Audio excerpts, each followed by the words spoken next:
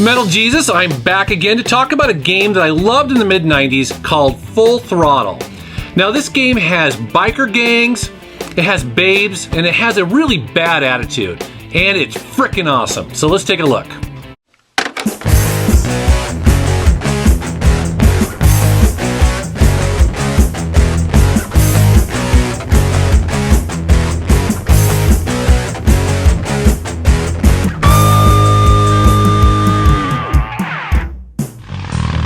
When I'm on the road, I'm indestructible. No one can stop me. But they try. Full Throttle is a graphic adventure game released in 1995 by LucasArts for DOS, Windows, and also the Macintosh. Now, this game was designed by a hilarious dude named Tim Schafer, who would later go on to design games like Grim Fandango, Psychonauts, and also Brütal Legend. As a matter of fact, this game has a very similar vibe to Brütal Legend. They feel like they might take place in the same universe. In this game, you play as Ben. He's the leader of a biker gang called the Polecats in I guess you'd call it a futuristic, post-apocalyptic world, although they don't actually say the date that this takes place in, but it's inferred. For instance, there's like hover ships and things like that. Now, one day, Ben and his gang are driving down this highway when Ben jumps up onto this really expensive hovercraft limo and rides right over the top and busts off the hood ornament in a typical kind of rebel fashion. However, little did they know that the owner and occupant of that limo was none other than Malcolm Corley. Now, Corley is the CEO and founder of Corley Motors, the last great motorcycle manufacturer on the planet. Instead of being pissed off about the limo, Malcolm is actually kind of impressed with the gang, and he demands that the limo driver take a detour and catch up with the gang. He wants to hang out with these guys. You better stay out here, Rip. This place is bikers only. What could possibly be taking so long? Maybe old man Corley got himself in trouble. Yeah, maybe they took the old guy out back and worked him over with a 2x4. An appealing notion, but improbable. More likely he's boring them to death with some tale of the glory days. But Malcolm, isn't that illegal? Not back then it wasn't. However, riding along with Malcolm is his right-hand man and vice president of his company, Rip Burger. And Rip Burger wants to get the CEO to their shareholders meeting and is kind of annoyed by this distraction and this gang, but maybe he'll make the best of it. I know your plan, Rip Burger. You're waiting for me to die so you can take over my company. Oh, sir, that's horrible. I am not waiting for you to die.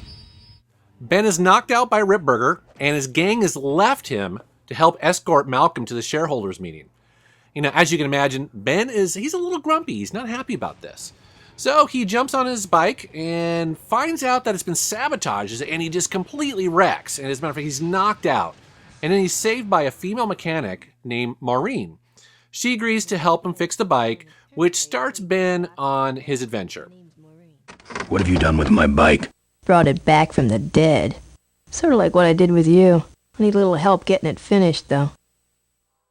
Now, in typical adventure game fashion, this is like a lot of them, where essentially the game has stopped and you go from scene to scene, moving your cursor, trying to discover, what Ben needs to rebuild his bike. And so you have to get certain parts, you have to do a little bit of discovery, you gain items which may unlock certain doors, things like that.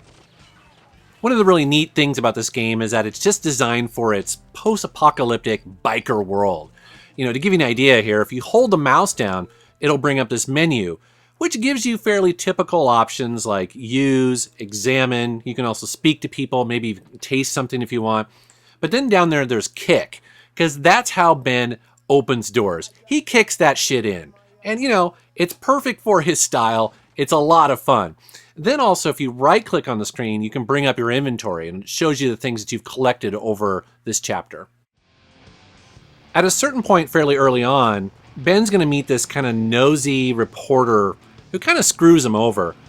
And then later what happens is that she accidentally witnesses Ripburger beating Corley to death outside of a rest stop. And she happens to have her camera there and takes some fairly incriminating photos.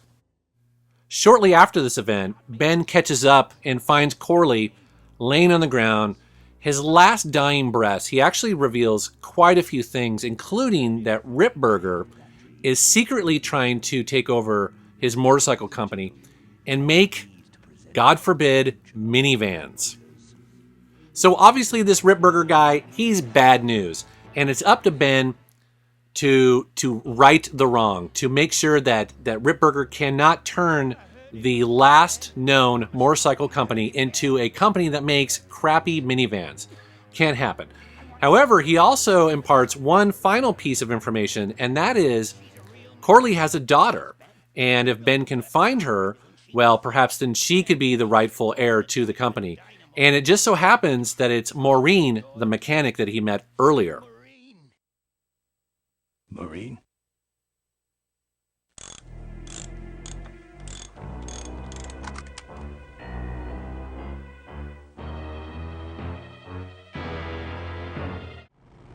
When LucasArts released this game, they said it was actually their very first graphic adventure game on CD-ROM. And they used that extra space on the CD to put on a ton of great stuff, including voice acting. And the guy that they got to play Ben on this is just fantastic. He's gruff, he's strong, he's annoyed most of the time. He's just a badass. Plus they got Mark Hamill to play Ripburger, and he's just a douche. I mean, he's arrogant, you just love to hate the guy. He's perfect in that role. And all the other voices are just really excellent. This game also had some really great music in it, courtesy of a real American blues rock band from San Francisco called the Gone Jackals. It's really awesome music, great driving music. It just fit the game really well. And also, too, it was a lot better than the simplistic MIDI music that you were getting up to that point in typical games like this. I'm gonna get Ripburger even if I die trying. No, we have to expose Ripburger at the shareholders meeting. That way, we take him down, we save my gang, and your father gets his dying wish. You take over Corley Motors. Overall, this is a really funny and well-written game. I mean, there are some laugh-out-loud moments in this. It's a reason why it's a classic. However, it's fairly short. I mean, I would say it's less than 4 hours long, especially if you are an experienced adventure game fan. If you have a walkthrough in this game, you can blow through it in probably 3 hours tops. Another kind of downside to this game is that it can be pretty hard to spot usable items in the background. I don't know if it's because of maybe the older resolution or the fact it just doesn't give you a lot of feedback on the screen, but there were times where I literally did not know what to do because I didn't realize that in the fridge there was something that I needed to click on because you just couldn't tell. So in this game you end up clicking around the screen quite a bit, just hoping that you'll find out what you need. Also, that kind of feeds into some of the puzzles.